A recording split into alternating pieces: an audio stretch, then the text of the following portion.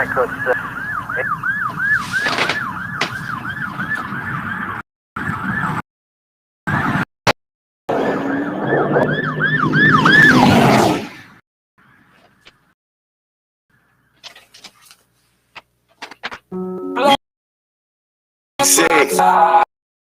said only Black Lives Matter. We know all lives matter. We just need Black Lives Matter.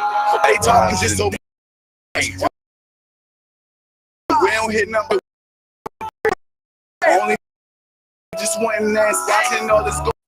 Jefferson through the tell you, but a nephew can just tip her. How the police act like that? Sir, they say we should stop the violence. Hell no, point it out. How they asking us to stop?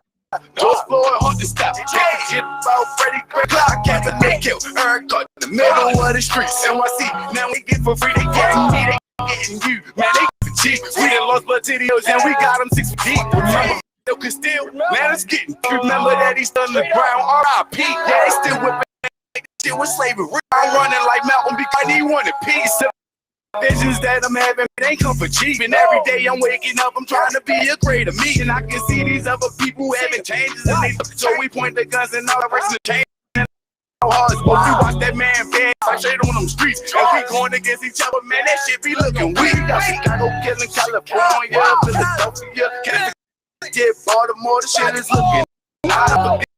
Losses, unforgivable chances, unforgivable answers. Forever know we gon' feel it, forever know we be damaged and let you refuse to stand. I swear we won't manage much, and we don't hit nothing about saying we just only want the real, only just wanting that. Why all this go down? Miss Jefferson through the window. I'm just wishing I could tell you, but a nephew can just tempo. How the police say like that? I thought they protect and serve. They say we should stop the violence. Hell no, pointing to the now they asking us to stop. George Floyd, Hunter stop. Can't forget about Freddie Gray, they racing to the clock. Michael Brown would have been here, went straight to that store. And then they picking on our youth, they know that we becoming more. Trey Martin walking down the street, Zimmerman, you a whore. My Aubrey family, hope you get answers and then some more. Sorry, Amy Capriori, I ain't trying to be no judge. Thought that he was only 16 and it really gave him life. I want him home, I want him free, and I want that shit tonight. This shit crazy, they get off, and they give my people life. Now I'm strapped in with a vision, yeah, it's fuck all politicians. They don't in all these murders, fuck Donald Trump, he the villain. On the Taylor, I just promise, I never forget your struggle.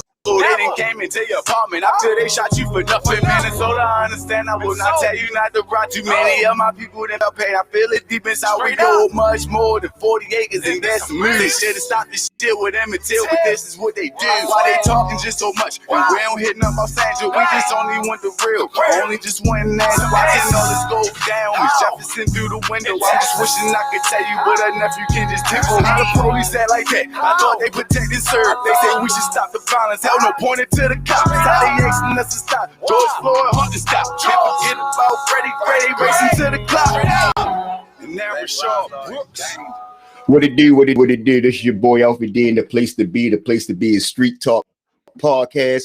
Welcome to Real Estate Wednesdays. This is your boy Alfie D online today. I got my home girl online today to come here to drop some jewels for y'all. My girl Dawn Young. My girl Dawn Lemon.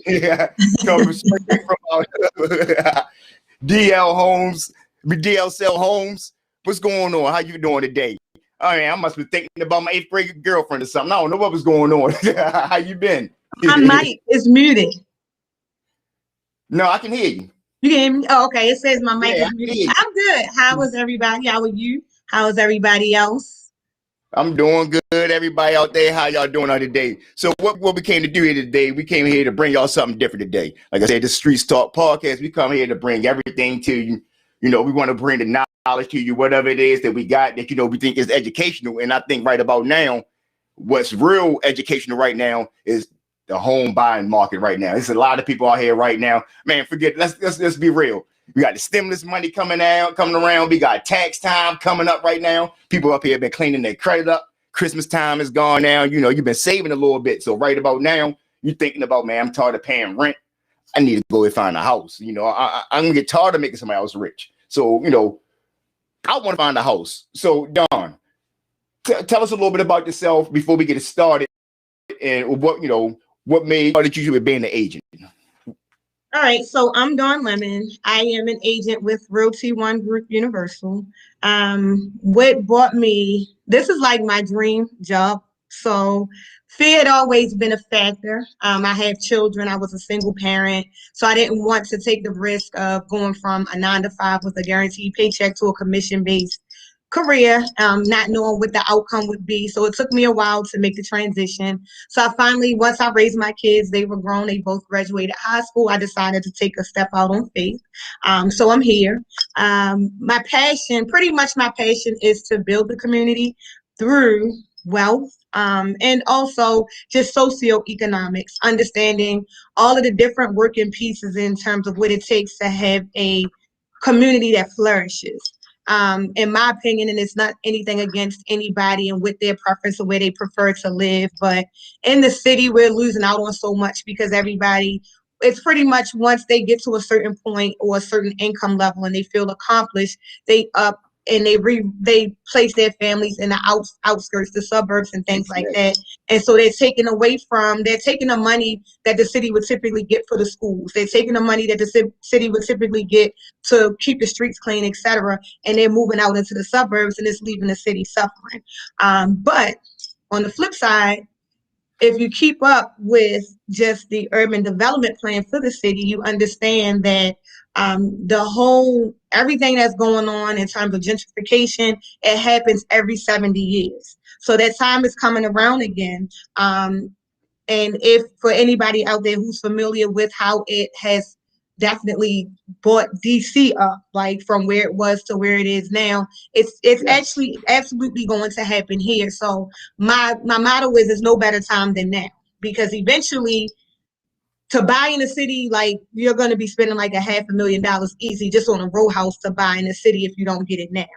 And my goal, like today, I wanted to kind of touch on the myths around buying a house, because I feel that so many people don't, when I have my buyer consultations, the things that people like, their thought process around buying a house, and it's just like, where did you get this information from? But as I mentioned, education is key. So until you have someone who can actually sit down and go through these things with you and talk through these things with you, you're pretty much misinformed, you're miseducated. So I want to bring that to you all today.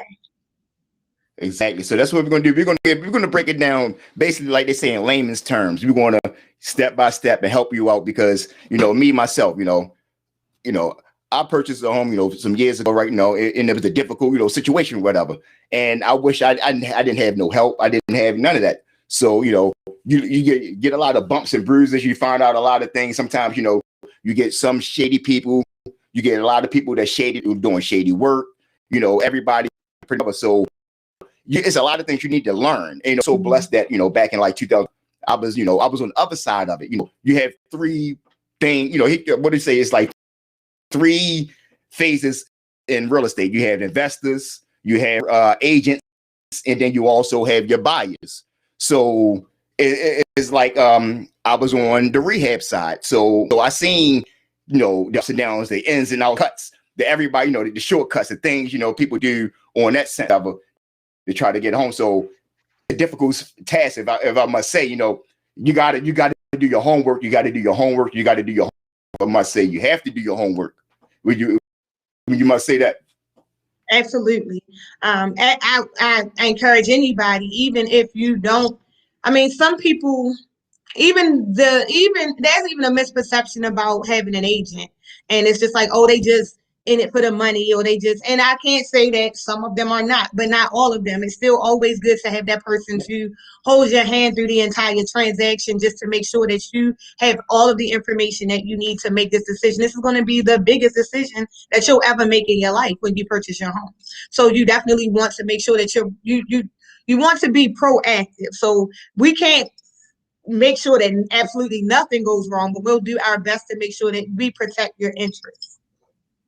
So basically, you're like the training wheels, you're there to help them, to keep them on the right track and make sure they basically get what they want, what they ask you, can you help them find, or things like that.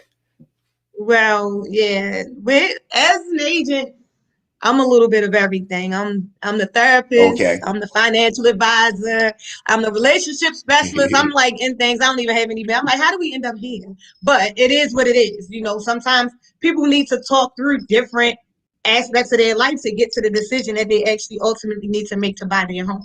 So that's just Oh, how it works out. So I enjoy it. You know, I definitely enjoy that piece of it as well. So and like I said, just learning and just understanding how education can just like it can make a big difference. You know, you hear people who purchase a home, and like you said, even when you went into it, it was a lot you didn't know, and some of the mistakes that you made, you know, and your experience in purchasing your home. So I know I purchased a home prior to becoming an agent, and I wouldn't necessarily, because it's something that I always check into and look into. I did my research, and I still ended up, you know, going through some things. So we can't yeah. prevent everything, but with the right agent, it definitely helps you along. Exactly. So, you just want to cover like on the myths and everything like that. So, like, so what is like some of the myths? Because one of the myths like that I didn't heard is, oh, you got to have real good credit to purchase a home. Oh, 800, 750, things like that. And, what is that, is that a myth, or is that, is it some part true? I mean, what is it? So that absolutely, to have a credit score that high is absolutely a myth. The minimum credit score that most lenders will lend on is a 620. Although the government set the mandate at 600, 620 is like your safe place. That's your cushion. So the most important part of it is not necessarily how high or how low your credit score is, but your credit history also entails your payment history, making on-time payments, how much your debt to income ratio. So you can have 10 credit cards, never been late, but all of them are like 90% maxed out. So your utilization ratio, keeping that in a safe zone, and they typically like to see that below 30%. Um, Another one I wanted to touch on that I actually had written down in my notes is the student loan. Like a lot of people in the city think that, you know, they have student loan debt. And some people feel like, or are under the impression that they can't buy a home until they pay off their student loans, and that's absolutely not true. There actually is a formula that lenders use to determine, and it basically goes into your debt to income ratio. So they do Okay. consider it. They don't consider it outstanding or that you have to pay it down, but they factor it into your monthly debt. And that determines how much of a house you can afford. But it doesn't mean that you can't actually move forward with purchasing a house. So that is Okay. definitely a myth that you cannot buy a home until you pay off your student loan debt. It's absolutely a personal preference, but there is that one part of it. Like I said, the lender doesn't look at the student loan debt as a whole. They factor into your monthly debt to income ratio. But in addition to that, Maryland Mortgage Program also has a program where they actually assist you with paying down some of your student loan debt through your home loan. So your lender will be able to tell you based off of what your outstanding balance is if you qualify for that particular program. But absolutely, it's a myth that you cannot buy a home until you actually pay your student loan debt off. Okay, and one thing like we touched on, like that you just said, and I want to touch on because like for somebody that might know, they're like, oh yeah, I pay my bills and things like that. So is there certain bills that you have to pay to get your debt, the ratio down? Like, oh, I pay my cell phone bill every month, or I pay my cable bill. Like, so do those things like that affect your credit, or does it help you, or doesn't it don't do anything? Yeah, your cell phone bill will never be, unless you didn't pay your bill and it went on your credit as a delinquent account, that will never be a factor. They will pretty much look at, of course, absolutely your credit cards. Okay. So, I mean, they will look at if you purchase a car, that goes into your monthly debt to income ratio. So your car payment, just say for instance, you make $3,000 a month. Your Yes. car payment is $600 a month. So now that leaves you with $2,400, and then whatever else, like whatever your credit card, your total credit card that is, say that's another $300. That takes it down to $2,100. So you have to pay attention to how much outstanding debt, monthly debt you have, because that determines how much of a house you can afford. Some people think that, oh well, I make $80,000 a year, so I should be able to go out here and get me a house that costs $200,000. And although they may make $80,000 a year, monthly just say that the monthly income on the 80,000 is $5,000, but you have Okay. $4,500 worth of debt that you're paying. That only leaves you being able to afford a $500 a month mortgage. So no, you cannot afford a $200,000 house. So you have to definitely take into consideration your debt to income ratio. That's the most important piece in determining your affordability of a home. Yep, and I know that was one of the big parts back in, I guess, if you want to call it the recession of 80, like that. A lot of people was getting these loans, and they thought they can be able to afford. You know, they might was making $7, $8 an hour. I mean, I didn't see it. You know, people I was working for, they were just pushing. I mean, we did 36. We sold 36 homes in 18 months, pushing them out, putting everybody inside these houses. So then you saw about years, you know, a couple of years, they couldn't afford these once they start. When someone else will pick up the loan, and then the loan, you know, it changes hands, and then they start taxing you on. People couldn't afford these loans because, so you saw a lot of people start losing homes and things like that. And I guess that's another thing, like people live above that means, trying to Joneses, things like that. So, I mean, so what is like some of this, because I know, like, or like you say, if I'm making $80,000 a year, how I'm going to be able to $200,000 home? I got other businesses, you know, or things like that on the side. So like, you know, that, you know, that's a myth and things like that, you know, a lot of, you know, you ain't gonna be able to afford that. So like other myths that a lot, like broke my home, I was nervous, like, oh man, I'm not gonna do this and I'm not gonna do that because I hear this, I hear that. So like other things that you didn't hear, that, you know, people come to your office and say, look, I'm gonna get a home, but this, but that, you know, walk us through it, you know, help us out, give us some stories. All right, so the next biggest one is that I don't want to buy. So people, this is real life. Like probably I hear this once a week.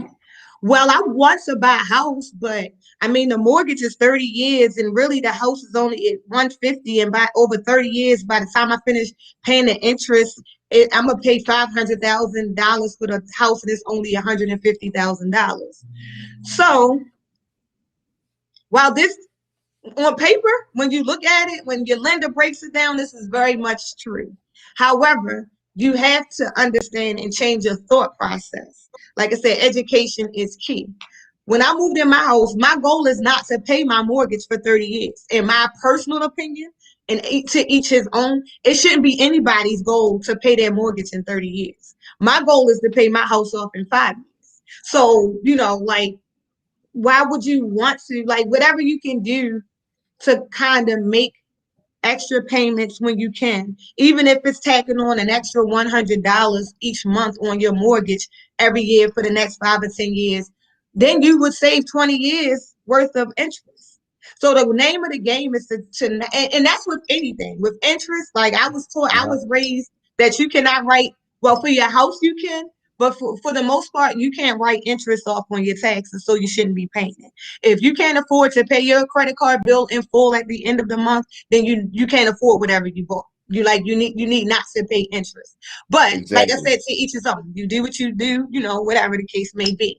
But ultimately that is the case.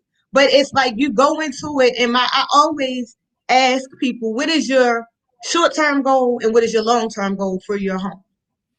Because if you look at the short term, some people say, oh, okay, well, I want to purchase, and then in 3 years I want to refinance and pull money out and take it and start whatever, buy a car, start a new business, whatever the case may be. That might be the short term. Okay, long term, what is the plan for your house? Well, you know, it depends, like different factors. Their kids might already be 15. So, you know, in a few years, the kids are going to be going to college. So I'll probably sell the house, move into a smaller house, or, you know, different, like right now. Just take into consideration everybody who's up and selling their homes, because the pandemic has put us in a situation where we do everything from home now. The kids are in one room everybody's in the same room, because we never bought the house at this point in time to work, school, and everything. We bought the house to live in and do all of that on the outside. So now everything has switched up. So the kids are at the dining room table. I'm in the living room. You know, everybody's on top of everybody. So no, we need a bigger house now. You know, so let's sell this house and buy a bigger house. So that's what some people are doing. But they haven't been in that house for 30 years, you know, and where the market is right now, they can afford to sell their homes. They're going to make 20, 30, 50,000 just selling the one house, and that's the down payment for the next house. So now they didn't live in the house for 30 years, so they didn't pay $400,000 for a $150,000 house, and the house was gone, and they made money, and they on to the next thing. So you have to really sit down and understand and take into consideration, really ponder on what your goal is. I mean, technically, Exactly. we're not in a day and time. I mean, when we were growing up, grandparents and things like that, yeah, they may have had their house for 30 years. But this is really not that day and time where people are really staying in a house for 30 years. So get that out of your mind. The loan, yeah, absolutely is going to be 30 years if that's what you pick. You have the option to go with 15 or 30. If you pick 30, fine. For lower payments, fine. But at 10 years in, you might sell that house and make money. Okay, well, I only bought the house for 150, so now the comps in the area are saying that I can sell my house for 260. So now I can sell my house and make 80,000, and I can walk away from it. And the kids are grown. I can take that 80, get me a condo, like whatever your goal is. So you have to really be real with yourself about what your actual goal is. And don't get so caught up in, okay, I'm going to 30 years and this is how much I'm going to pay for the house. So that's really like one thing that I find, that's a conversation that I find myself having at least on a weekly basis. And to be honest, 95% of the time it works, because the average person is not looking to stay in a house for 30 years. So why do you think you're going to pay for it for 30 years unless you Yeah, plan on renting it out, you know? So exactly. that's I one of mean, them. as you see now, I see a lot of people now, like in my neighborhood now. This has been one of the neighborhoods that it was kind of hard to get homes in, coming up. This is, I always like to say, this is like the third generation of Black folks inside this neighborhood, because back in the early 60s, 50s, things like that, you couldn't come in this, up in Emerson Village. You couldn't go past Poplar Grove, things like that. So right now, it's so easy right now. Everybody up here to buy homes, to rent out homes. Every day I'm riding around, and there's so many people that's fixing up homes around here. It shows you, like, right now, how the city is changing, because if you look at it from the market from the city from the 70s on up to 2000, now, it was like maybe 1 million residents inside the city. Now we like little below 600,000, maybe about 600,000 right about now. Yeah. So it's been That's dropping. right. The So population. now, it's so available right now. I would say, is this a buyer's market, seller's market right about now? Or, I mean, and what is the difference? Because a lot of people don't know. They hear that and go, yes, buyer's market now is a seller's market. What is that? So that basically, the buyers and sellers market is pretty much determined by supply and demand. So it is a buyer's market when there are more houses on the market than there are buyers. Okay. So then it's a buyer's market because the sellers are pretty much doing what they can do to sell a home. It is the opposite with the seller's market. With the seller's market, that means inventory is low. So there are more buyers than there are sellers. So right now we are currently in a seller's market. So you are going to, honestly, the prices are up. The prices are up on everything. The prices are up on not only the house, but on the renovation of a home. If you're an investor, materials, labor, like prices are up on anything that has to do with real estate right now. But on the flip side, interest rates are down. So buyers are able to afford more of a house now than they would have before because the interest rates are so low. So it's kind of like six in one hand, half a dozen in the other. Like, and some people I would never pay $220,000 to live right here, but at $220,000, you might only be paying $1,600 on your mortgage because of the interest rates, versus when the interest rates go back up, and now your mortgage on a $220,000 house might be $1,200 a month. So it's kind of like, opportunity cost. You have to give up something to get something. So it's just like, which one are you going to do? That's life. You got to give up something to get something. And I tell people that all the time, and it's like, you have to give up something to get something, period. Like, no matter what it is. So you can say that right now, I'm not going to. I wouldn't dare buy that house for $220,000 or whatever the case may be. But then you wait until the price on the actual house drop, and then the interest rate goes up, and then you're looking, and it's like you're paying more for it at 150,000 than you would have at 220,000. So which The one are you interest going is to get? pretty. Yeah. So Yep, which the one are you interest going is to a little lower. Exactly, get? because I was that person.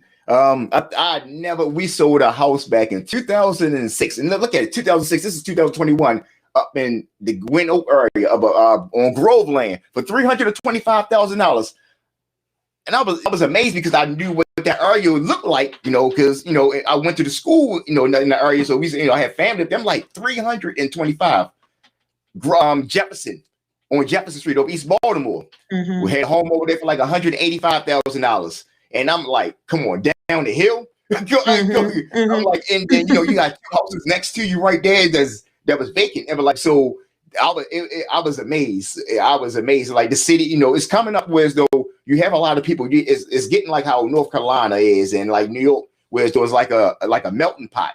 Yeah. So you have people, Johns Hopkins is growing, university is growing. They're bringing in more students and things like that. This is to be, I want to say, like an art and the medical city right about now. So you have a lot of people coming in right about now that's looking to buy homes and things like that.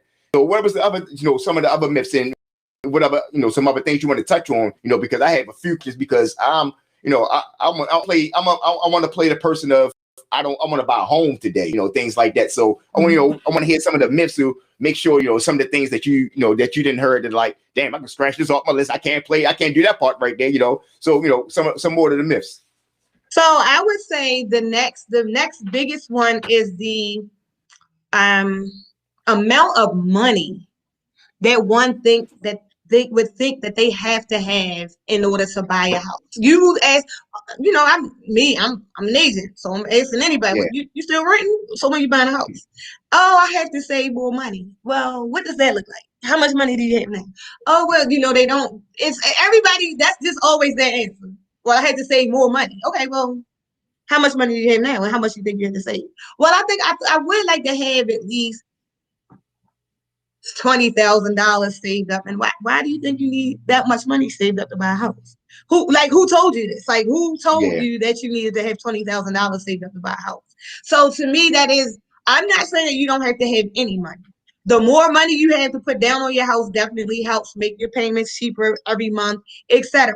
But I don't think that any one person should put off buying a house until they save $20,000 to buy a house, especially if they are not actively saving money to buy a house. Don't use that as an excuse. If you don't have a plan in place where you're actually saving to get, have a plan in place that's gonna get you to a point where you have $20,000 in the bank in a year or 2 years or whatever the case may be, miss me. Let's talk about what we need you to do so that you can get a house. And a lot of times, like I said, you should absolutely have money saved up. FHA financing, you need to have at least 3.5% to put down on your house. Conventional, you have to have at least 20% down to buy a house. 3.5 and 20 is a big difference. Yeah. FHA, most people qualify for FHA because of their credit scores. Conventional, excuse me, conventional financing typically requires you to have a stronger credit score, and of course more money to put down because they don't require mortgage insurance. And we'll get into all of this in another segment when we touch on financing, and we are focused primarily on that topic, but just to give you a little background information on that. So if you just think about, you just taking any amount, $150,000 house, 3.5%. Like you put 3.5% down on that. I'm not good with numbers, so I can't quote off the top of my head what that's going to be, but it's not a lot of money. It's not $20,000. It's not. You don't have to save $20,000 to buy that house. And it's just like you feel like you have all of these numbers in your head, and you never talk to a lender, so you don't even know how much of a house you can afford. So where did you get this $20,000 from? Why do you feel like you need to have $20,000? Let's just really focus on getting you to talk to a lender who can pretty much build a roadmap for you if you really want to buy a house. You know what I mean? So the first step is always, I would say, don't make any assumptions. If Joe Blow next door told you that's what happened when he bought a house, Your situation is totally different from Joe Blow. You can call a lender and have a whole totally different approval amount, interest rate, and everything from Joe Blow. Even though y'all work at the same job, making the same exact amount of money, his situation is going to be different for yours. So don't make assumptions. If you are truly interested in purchasing a house, and even if you feel like I don't want to buy right now, but maybe in 1 year or two, still talk to a lender. Still talk to a lender so that lender can look at your credit and say, okay, if you want to buy in a year, we recommend you have this amount of money. We recommend your credit score be this. We recommend whatever the case may be. You can have a roadmap and you know exactly what you're doing. Education is key. Don't be afraid to ask questions. Just don't be afraid to ask questions. That's what we're here for. If you call me and you're not ready to buy a house, I'm not going to push you off because I'm like, oh, they not ready. I'm like, no, we're gonna have a whole entire conversation. I'm gonna send you emails once a month. We're gonna touch base, all of that. So like, don't be afraid to jump out there and just ask questions and educate yourself on the process. Because a lot of what you hear about buying a house is not true.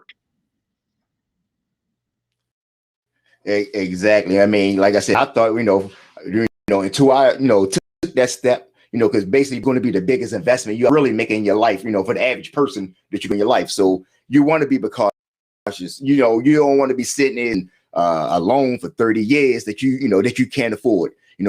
Average, I would say maybe out of 10 people, maybe you're going to get maybe 3, 4 people that may time at home for 30 years, maybe. Mm-hmm. So, maybe pay on the generation to generation or whatever. So, and that's a high number. So you want to think about, do you want to sit here and be struggling all your life to pay, let's say $2,500 loan that you got stuck in for, a crappy house that's giving you problems or something that's not worth that, or, just anything that you got a bad loan or something like that. You could have went to another lender that could have helped you out. Miss Linda could have helped you out right there. You could have went somewhere. So it's a lot of things that you need, you have to do, take these steps, before you start buying a home. Because I'm pretty sure that you can go to, a lot of people that's going to help you out. It's going to be like, they just want to get your money, but we're not going, we're here to educate you. Ms. Linda's here to help you. She's going to, if she got, check up on you once a month, things like that, just make sure that you're still going, if you're interested, just make sure that you're good. You're still on the right track, basically, somebody that you're going to need, you got a lot of friends that's not going to crack that whip on. You're going to need someone that's going to crack that whip. Hey, stop spending. That would be me. Stop spending that money like so put them shoes back. You can't be sitting there. That would absolutely be me. Exactly. So this is what we're here for. So if a person want to get in contact with you, if they want to start now on getting ideas on what to do, what they need to do, or starting, trying to clean that credit up, things like that, how can everybody reach you and things like that? So I can be reached. My cell number is 410-419-6347, and I'll send you a card. I have like an e-card that you can add to the advertisement to put on there for anyone who needs to go back and review and get my contact information. But my cell phone number, I'm available 24/7. 410-419-6347. My email address is very easy, DLSellshomesmd@gmail.com. And that is also my website, DLSellshomesmd.com. So you can feel free to reach out to me at any time, even if it's Facebook, Instagram, whatever the case may be. Send me a DM. I'll definitely follow up with you. I did have a few more things that I wanted to touch on in terms of the myth. We not done. We just basically getting started. So I know. I have to go at 9 though. I have another meeting. That'll work. We're gonna stick around because this right here, educational. We feel as though at this day and time, we don't want to perceive people, our people, any people right now, get stuck inside of something that they can't afford and things like that. So we have a few more things that we want to touch into to help y'all out. So just stick around for a little bit, and we got you. We're gonna take this quick break for a second, and we're gonna come right back to you. We got the song by my man 29 Streets coming out of Baltimore. This is a nice, powerful song. Y'all stick around, check this out, and we're gonna come right back to you in 2 minutes.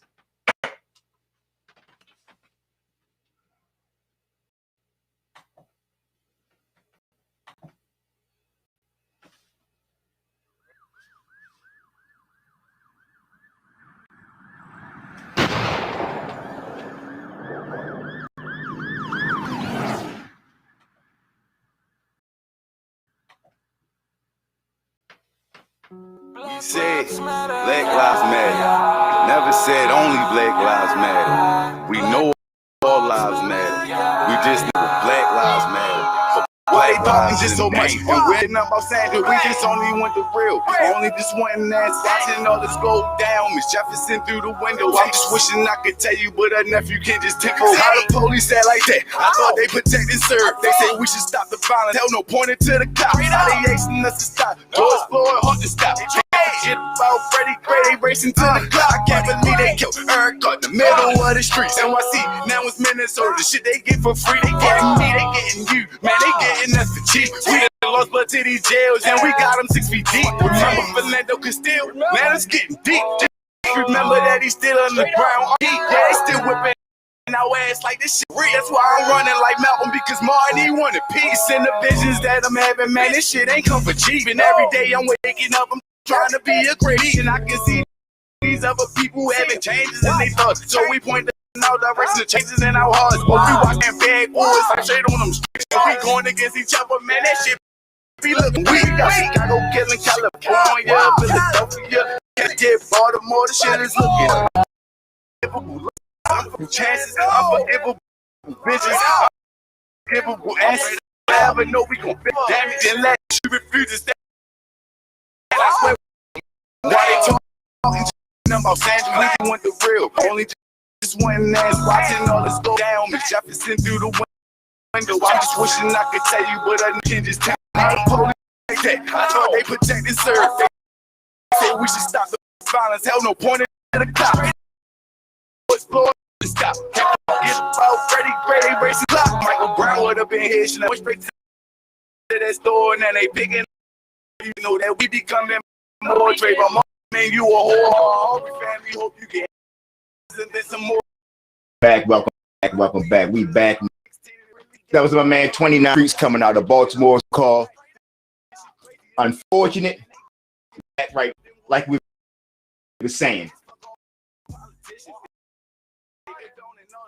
It's a lot of men, a lot of people be going, you know, they be thinking about buying a home to be real difficult and that you're not going to be able to purchase a home, but that is not the case. I promise you, you can go ahead and purchase a home. It'll be, and it's not as scary. The most scariest part about buying, to figure out how something's going to fit through the door or something like that. One of the hardest part, the most scariest part is like, oh, now. So, like I said, you more things you want to talk about. Let's go. Say it again. So it's just a few more things. I get inquiries a lot about from homeowners who have people who are interested in purchasing a second home. They've previously owned a home. They no longer own a home. They might have, gone through a divorce or whatever the case may be, but they don't currently own a home, but have owned a home in the past. And they always inquire about, the first time home buyer programs and how, like, what happens, how do they get assistance, it being as though it's their second home. So basically, as long as you haven't owned a home within the last 3 years, you are considered a first-time home buyer again. So for anyone who's looking to purchase another home, haven't owned a home within the last 3 years, you are considered a first-time home buyer again. So you can still go through the program. You can still get the grant money, the down payment assistance, and everything as if you've never owned a home before. There are also programs that will assist you still, even if you have owned a home within the last 3 years, as long as you don't currently own a home. So again, Maryland Mortgage Program, they have some really good programs. So, it's really important that you get with the lender who's familiar with the programs and all of the requirements to go through and qualify for the Maryland Mortgage Program. But they do offer down payment and closing cost assistance for home buyers who have previously owned a home before. So that is another big miss, because you have a lot of people who early on in life, whatever, they got married, they did whatever. Like I said, they just not there anymore. They haven't been there in a while. They've been renting. They started life all over again. And now they want to purchase their second or third home. But they don't feel like, they don't want to have to be responsible for putting down the $20,000. Let's just say, I keep using that number. When they know that their friend next door went through one of the home ownership counseling programs and was only able to bring $400 to the closing table, so they want to qualify for the same thing. So it absolutely is possible. It absolutely is a way around that. But I mean, if you outside of those things, you aren't considered a first-time home buyer. But again, there is still some hope out there and some help for you if you're looking to buy a home. And we kind of touched on it already, but the whole I make good money and my credit is good, so I should be able to just start looking for a house. Do not ever, and I mean ever, start looking for a house without talking to a lender, not even a real estate agent, a lender. That is the first person you absolutely should talk to when you decide you want to buy a house. Say that one more time. Exactly. I said that's the bag man. That's the person that's going to give you the money. That's who you need to talk to. You can't go out here, basically what they call it back in the old school. The old people go ass betting. You got to have the money first before you go in and purchase their home. Do not go window shopping, because what happens with that is you go window shopping and you find all of these houses that's to whatever price range. It's just the house that you like. It has everything in the house that you ever dreamed of. This is what your mind and your heart is set on. So you call a real estate agent. The agent is going to ask you a bunch of questions, and then she's going to say, she's going to say, okay, well, let me connect you with a lender. Let's see what we can do for you. When you talk to that lender may say the houses you were looking at were maybe in the 280 price range. That lender might say, well, we can only approve you for 180, but you're not going to get everything in a house that costs 180 that would be in a 280 house. So now you have your agent day after day, week after week, month after month, sometimes year after year, trying to find this house, because that's what your mind and your heart was set on when you were window shopping, and you won't settle for anything less. So it kind of it's kind of like it doesn't work out for anybody. It doesn't work out for you. It doesn't work out for your agent. It complicates everything. Exactly. It's like that, having that relationship. I want a tall, dark, or a short Coke bottle, and it doesn't never work like that. You can't go with these exceptions. Like you say, you got to go into something catch your eye. Because not to get off talk or anything like that, but I know one thing that we used to do when we fixed up our homes was we always catered to the women. We will make our closets a lot bigger. We make the kitchen. We'll go all out and spend a lot of money inside the kitchen on appliances, countertops, things like that. The bathroom, and we'll go all out. So it's things that that we used to do, that we cater to, that we know that a relative, this person is looking for a nice big bedroom, bathroom, something like, this is nice, this might like this. So you never know what you might find when you out there. So, you just got to go out there and look, like you say. Not go out there and look like you just want to have a in your head that I'm thinking. That's what I had. I had a price range that I want. Okay, I know after you go see a lender, I say, okay, I can do this. I'm not gonna go ahead and look at no $300,000 homes, and I got a price range of, let's say, $150,000 or something like that. I'm gonna look somewhere around maybe 130. You never know about closing costs and things like. You never know what So you gotta, like you say, you gotta come to someone that's gonna call, that's available hours a day. That's gonna check up on you. When you're good, like Ms. Lemon right here. This is what you're looking for. You're looking for an agent actually not going to try to suck you out your money. They only looking for a commission. Yeah, they want a commission. They want to work, but they want to make sure that you're comfortable. They don't want you, a couple of months later that after you bad reviews person, you want okay, I felt good. I want this person to help my mom, my sister, my aunt, and things like that, because I felt like they took care of me. Like I was one of their own, and that's what you want to get right here. That's so that's what we want for you. Absolutely. So just to recap, I'm sorry, can you hear me? No, I said, yeah, can you hear me? It was going out. It was going out a little bit. It's fading a little bit. Is that right? You feels like that you're going to take you'll take care of those the people that that come to you to actually that's willing to buy a home, and that's what that we looking for. That's a part of are part of the customer service that that offer. So Right. things that we touched on, you want to go back on a few things that you touched on. Yeah, so I just wanted to do a quick recap because I know there were some things Yeah, it was a that little you slow. mentioned you wanted to cover as well. So like I said, the myths that I have is no, you do not need to have $20,000 or some large sum of money saved up before you can start the process of purchasing your home. You should absolutely talk to a lender, find out what you can afford, and based on what you can afford, you can then determine what your down payment and closing costs is going to be on average for a house in that price range, and go from there. With the right lender, again, I mean, because you do have some lenders that, I mean, the lenders are rocking and rolling just like the agents, and they don't have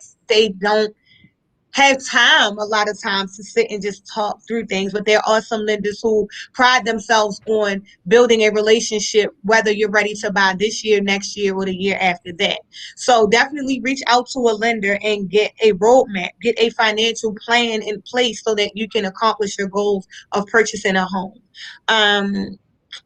You do not have to pay your mortgage for 30 years unless that is your goal. So always sit down and make sure that you take the opportunity to write your goal down, understand it, and understand what your goal is. Plan out your next 10, 15, 20, 30 years as it relates to buying a home so that you can determine what situation would work for you. If your goal is to buy a house and sell it in 10 years, 5 years, or whatever the case may be, you need to know that so that you can disclose that information to both your lender and your agent, and we can better assist you with making sure that you make the purchase that's going to help you reach that goal.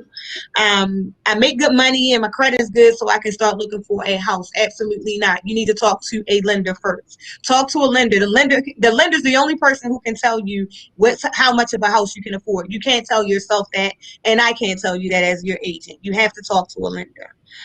If you've owned a home before, that doesn't you are still considered a first time home buyer as long as you haven't owned a home within the last 3 years. So you have to have that house has to be gone. You have to be renting or whatever the case may be for 3 years before you're considered a first time home buyer. But you absolutely are considered a first time home buyer again.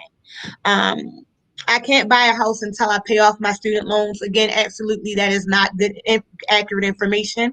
Your student loans are based off of the student loans are your lender looks at your monthly student loan payments. So as long as your monthly student loan payment doesn't exceed what your income is, you should definitely be able to still purchase a home that I mean, I can't tell you what you'll be able to afford, but you'll absolutely still be able to purchase a home, although you have outstanding student loan debt.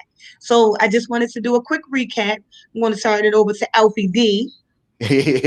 so one thing like that, I'm just going to, basically like my experiences. I can't tell about nobody else's, but I just know one thing, about purchasing the home. One thing, not even really purchase the home, but just purchasing something big in life. My uncle always told me, my very first car that I brought, make sure that you have money saved to be able to take care of that car, because you can go ahead and go buy yourself a nice big old car, but you can't afford, the maintenance and things like that. I ran into some things when I first moved into my home. I'm thinking, okay, I moved into here, everything good, they fix everything. Like they say, shit happens. You always gotta keep in mind, yeah, you brought this home. Don't spend your last. Make sure that you have some money saved up when you purchase your home, because you never know why by having a pus. You never know, because the heat might not been running. You might brought your home in the summertime and you never ran the heat during the winter. So you don't know if that's going to go up. So now, if you don't have, some, warranties and all these kind of things built in, and, you didn't do your homework to find, some kind of home warranty, now you got to go get a heating system, or you got to go get it checked out. So that's other money. So you don't want to go through the winter time without heat. And it's other little things. Some things, some pipes might leak, things like that. I didn't been in my home for 6 years, and I think I didn't had almost every problem that a person can have. And not alone, Mother Nature helped a little bit too with all these storms that we had the past couple of years. But I didn't found out the hard way. A home will break you. It's stressful. Some people say, I'd rather rent. I heard one gentleman say, if you're trying to make it in life, you're trying to make, you want to make money and things like that, why buy a home? You want to rent a home. I kind of understood his concept of saying, spending that kind of money for 30 years, like you said, 30 years and things like that. You could buy a house, you could rent a home and things like that. You don't have to worry about getting it fixed up. Someone else is going to fix it and other things. But it's something that's a part about home ownership. The first thing I ever seen that was like, I was a kid and I was watching, I think Archie Bunker, and they paid off the house and they did a deed burning party. Yeah, I'm old school. The deed burning party. Like, what is a deed burning party? When you don't have no more mortgage, you own a home clear and free. But in Baltimore City, you don't really clearly own your home because you still got to pay property tax, and that will kill you. So it's a lot of things that a person might think like you about buying a home that like that's just your home. This is out. No, you might have taxes.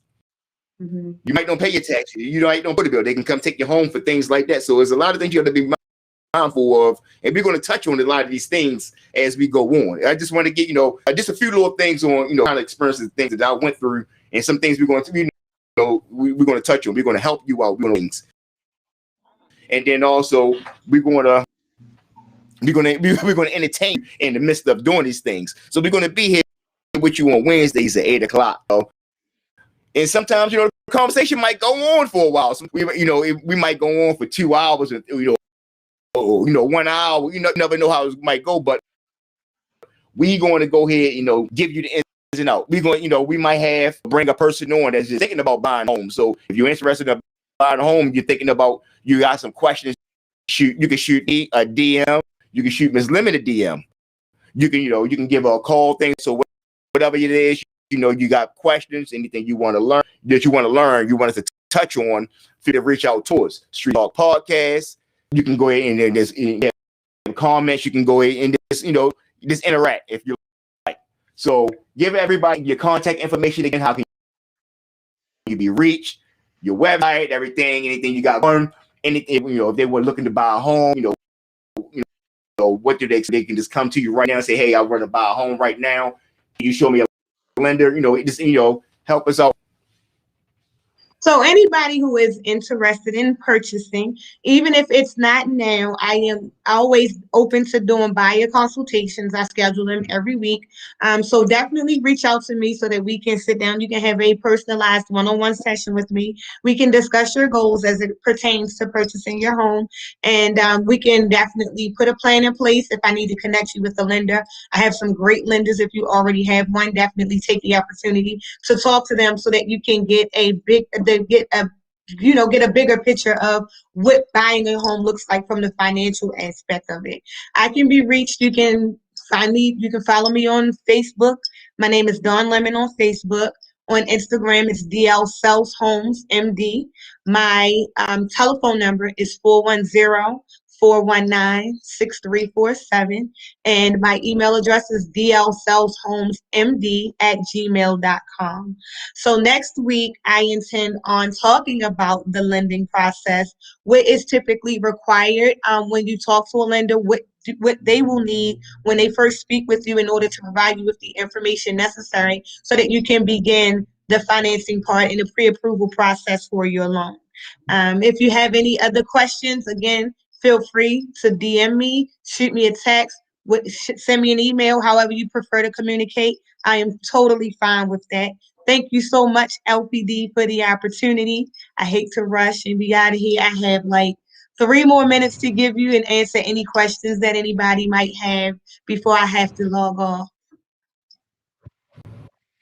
No problem. So at the end of this, you have all your contact information up on here.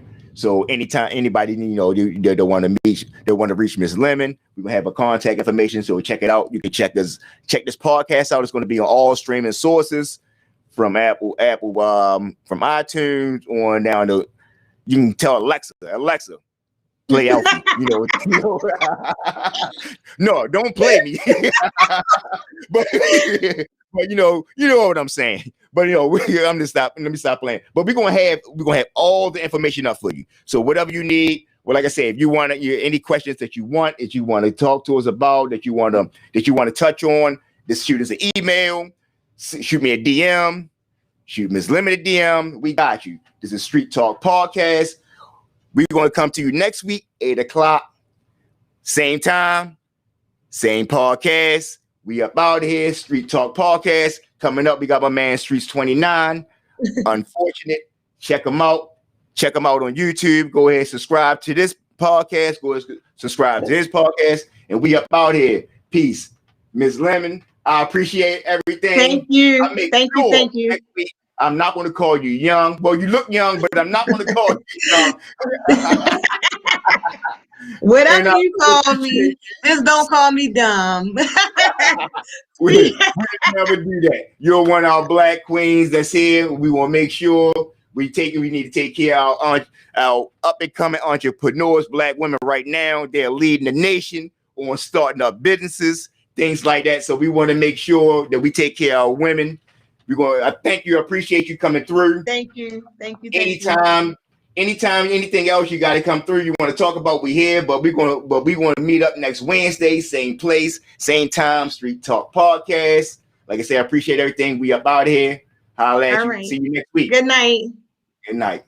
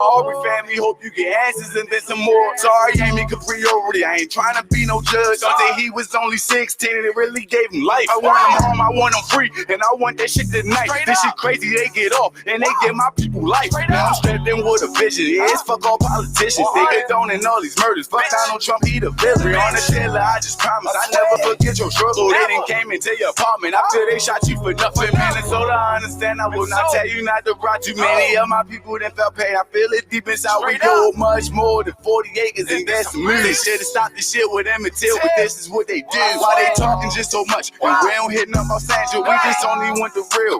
Only just want that. Watching all this go down. With Jefferson through the window. I'm just wishing I could tell you, but a nephew can just tickle. The police act like that. I thought they protected serve. They say we should stop the violence. Hell no, pointed to the cops. How they asking us to stop? George Floyd, Hunter stop. Can't forget about Freddie Gray racing to the clock. And now Rashard Brooks. George Floyd. The bigger picture. We out of here. Peace. Man Streets came down with a banger. Y'all need to go check him out. 29 Streets. Coming straight out of Baltimore. He got a lot more hits. He's coming through. Holla at him. I'm trying to tell y'all it's something different. Get at your boy, 29 Streets. Street Talk Podcast. We out here. We're going to bring you more and more and more and more each and every week. Each and every week we coming to you. Peace. We out of here.